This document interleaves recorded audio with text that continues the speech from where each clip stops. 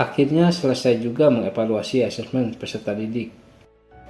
Tapi kok ini hampir semua peserta didik belum mencapai indikator kriteria ketercapaian tujuan pembelajaran ya? Apa yang harus saya lakukan? Setelah pada video sebelumnya kita mempelajari bagaimana menyusun strategi untuk mencapai tujuan pembelajaran berdasarkan refleksi peserta didik, kali ini kita akan mempelajari strategi untuk mencapai tujuan pembelajaran berdasarkan refleksi tenaga pendidik. Sebelum menentukan strategi, pendidik perlu melakukan refleksi dari hasil capaian peserta didik. Beberapa contoh pertanyaan pemantik yang dapat digunakan pendidik untuk berefleksi adalah: 1. Apakah penilaian yang saya gunakan benar-benar mencerminkan proses pembelajaran yang utuh? 2. Mengapa saya memilih topik ini untuk mencapai CP? 3. Strategi baru apa yang telah saya coba akhir-akhir ini yang mungkin bermanfaat bagi peserta didik? 4. Dengan cara apa saya memberikan pengalaman yang menantang peserta didik dalam proses belajar? 5. Apa yang harus saya lakukan ketika saya menemukan peserta didik kesulitan belajar?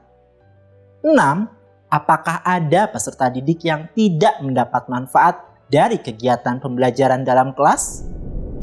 Setelah melakukan refleksi, pendidik bisa mengumpulkan data-data yang objektif mengenai proses pendidik dalam merancang asesmen beserta kriteria ketercapaian tujuan pembelajaran. Hal yang mungkin ditemukan setelah melakukan refleksi adalah: 1.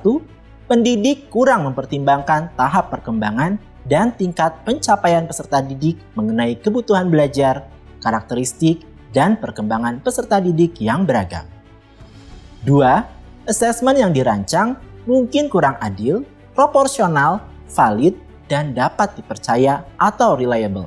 Padahal, seharusnya pendidik menyediakan waktu dan durasi yang cukup agar asesmen menjadi sebuah proses pembelajaran dan bukan hanya untuk kepentingan menguji. Pendidik yang telah menentukan kriteria ketercapaian perlu menyampaikannya pada peserta didik dengan komprehensif, sehingga mereka memahami ekspektasi yang perlu dicapai. Selain itu, praktik asesmen awal dan formatif yang maksimal akan membantu memahami kebutuhan peserta didik. Lalu, strategi apa yang bisa dilakukan sebagai tindak lanjut dari refleksi tersebut? 1. Ibu dan Bapak guru dapat melihat kembali tujuan pembelajaran, alur tujuan pembelajaran, serta proses pembelajaran.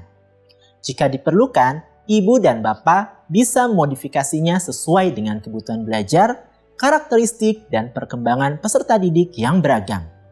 Misalnya, pada saat mempelajari KPK dan FPB, peserta didik belum siap dalam konsep perkalian. Maka, Bapak atau Ibu bisa memasukkan tujuan pembelajaran mengenai konsep perkalian dalam ATP. 2. Selanjutnya, kita bisa melihat kembali proses dan instrumen asesmen yang digunakan, sehingga Ibu dan Bapak bisa modifikasinya sesuai dengan kebutuhan belajar, karakteristik, dan perkembangan peserta didik yang beragam.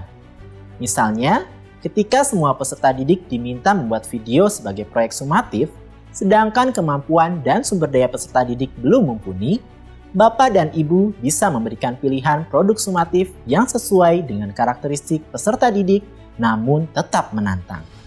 Ketiga, dengan melakukan diferensiasi sesuai dengan karakter peserta didik.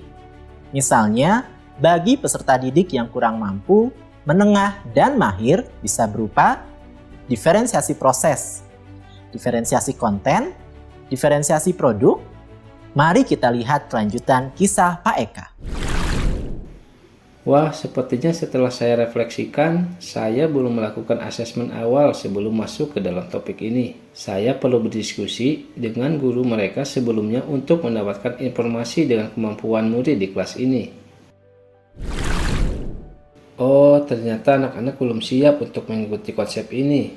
Untungnya, dalam kurikulum Merdeka ini, saya bisa memodifikasi tujuan pembelajaran dan alur tujuan pembelajaran. Sepertinya saya perlu menunda tujuan ini supaya saya bisa memantapkan konsep dasar terlebih dahulu.